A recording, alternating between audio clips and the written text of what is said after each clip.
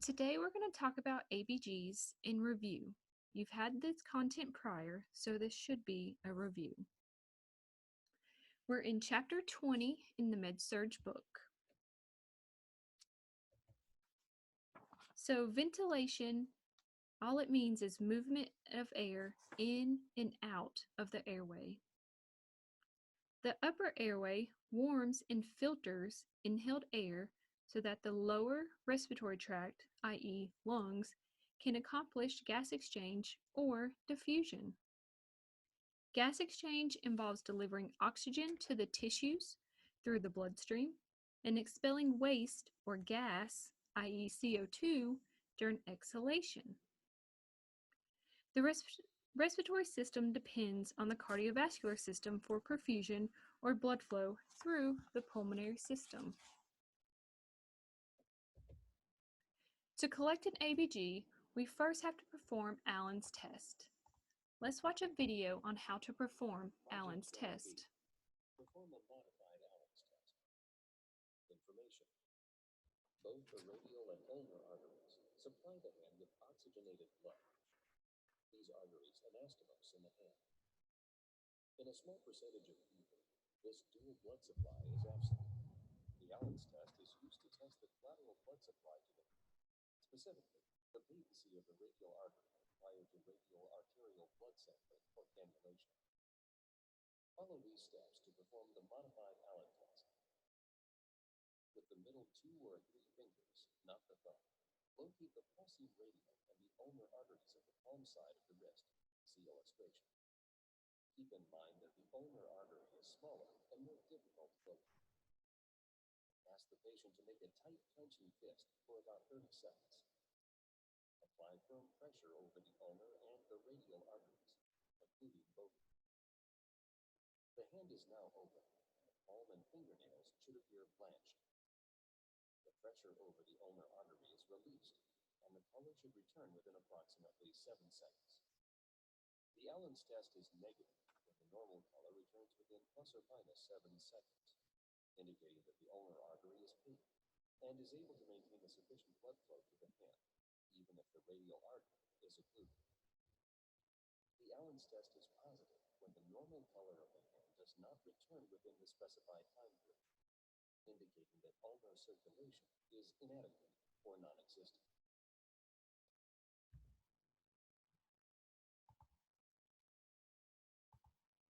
So as you can see, the Allen's test has to be performed before any arterial stick, maybe in blood gas or even an arterial line.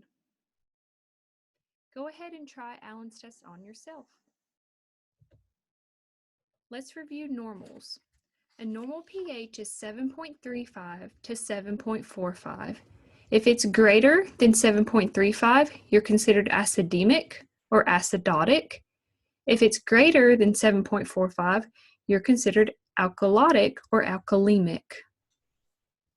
The PaCO2 should be between 35 and 45. If you have too little CO2, i.e. less than 35, you're considered alkalosis. If you're greater than 45, you're considered acidosis. So CO2 is our acid and respiratory component. The normal bicarb levels are 22 to 26. If it's less than 22, acidosis, greater than 26, alkalosis. So bicarb is our base, and the kidneys make bicarb. And then your PaO2, normal is 75 to 100. You may see 70 at some facilities, but if it's less than 60, then we're thinking hypoxemia. So some causes of acidosis. We have too much acid. Maybe I'm not blowing it off, like with hypoventilation, I'm retaining it. Maybe I'm not breathing enough because I've taken too many opioid drugs.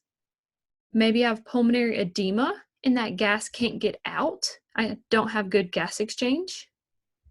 Maybe it's from chest trauma, like blunt force chest trauma, and I can't expand my lungs. Or even an airway obstruction. If I'm obstructing, I'm not exchanging gas. Could also be from diabetic ketoacidosis, and we'll talk about that in Unit 6. Could be from an aspirin or salicylate overdose. A lot of times we'll see acidosis with shock. Maybe severe diarrhea, because with diarrhea, I'm expelling all my base, which is bicarb. Or even renal failure. With alkalosis, so my pH is high. Could be from hyperventilation, so I'm blowing off too much CO2 this time. Maybe I'm anxious, maybe it's pregnancy, maybe even from high altitudes or a fever. Maybe the alkalosis is metabolic, caused from loss of gastric juices, so long-term NG tube suction.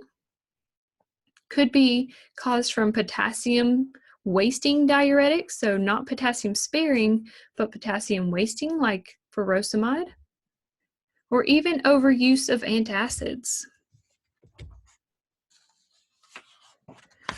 So when we start talking about ABGs, we're going to take it a step further and talk about compensation.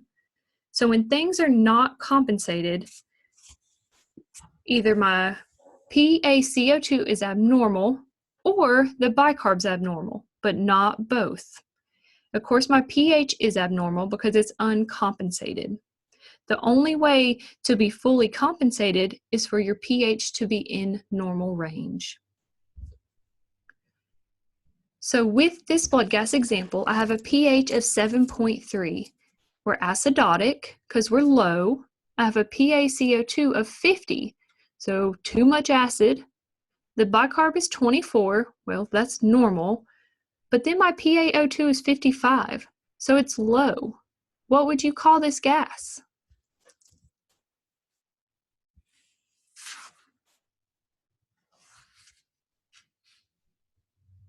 So the first one is uncompensated respiratory acidosis with hypoxemia. The next example, I have a pH of 7.25, acidotic, PaCO2 of 65, too much acid, and the bicarb level again is normal. So respiratory acidosis. Now I have a 7.5 pH, so I'm not acidic anymore, I'm alkalotic. My PaCO2 is 40, so normal, but my bicarb is 30, which is high. So that's metabolic alkalosis, and it's uncompensated because the PCO2 remains within normal limits. So partial compensation. So here our pH is abnormal, and both the PaCO2 and the bicarb are abnormal. So whichever one is causing the problem, the other one picks up or slows down to help compensate. So one of the systems compensates for the other. Our first example, we have a pH of 7.18, so they're acidic. The PaCO2 is 62, so elevated, too much acid. The bicarb is 28, so it's elevated to help compensate for the increase in acid. So my base is trying to compensate for that acid. And then the PaO2 is 55. What would you call this one? Partially compensated respiratory acidosis with hypoxemia. Our next example, we have a pH of 7.25, so they're acidotic. Their PaCO2 is 18, which is low, so I don't have enough acid. My bicarb is 20, so it's low, so I don't have enough base. And my PaO2 is 92. What would you call this one? This one is partially compensated metabolic acidosis. So the metabolic component, which is bicarb, is low, and it's causing us to be acidic. Well, now the lungs are increasing the respiratory rate and blowing off CO2, causing a decrease in CO2 to blow off acid to compensate. Our last example here, we have a pH of 7.5, so they're alkalotic, a PaCO2 of 30, so low, a bicarb of 20, low, and a PaO2 of 88. So here, they're alkalotic. Is it respiratory or metabolic? So too much base or too little acid? Here we're going to say too little acid because the CO2 is low. So this is partially compensated respiratory alkalosis. And the bicarb is compensating by decreasing its base. So full compensation, this is when your pH is going to be normal, but here both the PaCO2 and the bicarb are abnormal. This is not a normal occurrence. So for example, my pH is 7.4 within normal limits, my PaCO2 is 51, and my bicarb is 33. So both are abnormal to help each other, but they're balanced because my pH is balanced. So let's look at some more examples and tie specific diseases or disease processes to this. We have a 71-year-old male diagnosed with COPD exacerbation. His pH is 7.32. Is that acidic or alkalotic? His PaCO2 is 56. Is that high, low, or normal? His bicarb is 32. Is that high, low, or normal? And the PaO2 is 57. So think about the disease process of COPD. They usually retain CO2, and that's why his CO2 is elevated. So what would you call this blood gas?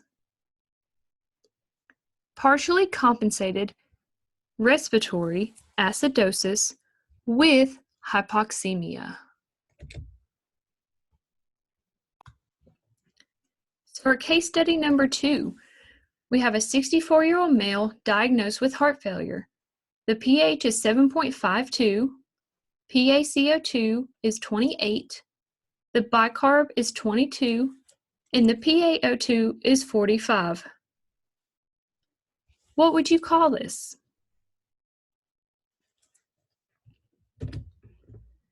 This is uncompensated respiratory alkalosis with hypoxemia. So the pH of 7.52, they're alkalotic. The PaCO2, it's low, so it's more on the alkalotic side.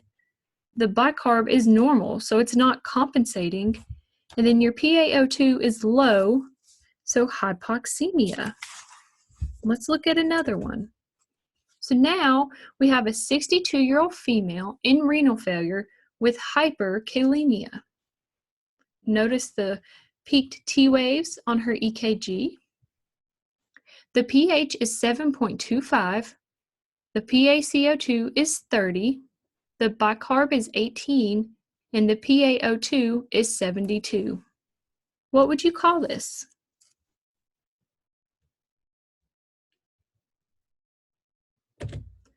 Partially compensated metabolic acidosis. So the pH is acidic, the PaCO2 is low, the bicarb is low, and the PaO2 is semi-low. So we could say a little hypoxemic. Let's look at one more.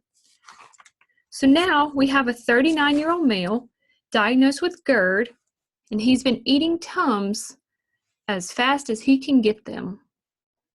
His pH is 7.5, his PaCO2 is 42, his bicarb is 32, and the PaO2 is 85.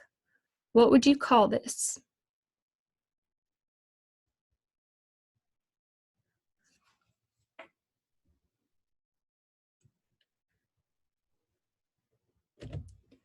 This is uncompensated metabolic alkalosis. So the pH is abnormal on the alkalotic side, his PaCO2 is normal, and his bicarb is elevated. So the metabolic component is causing him to be alkalotic, and the PaO2 is normal.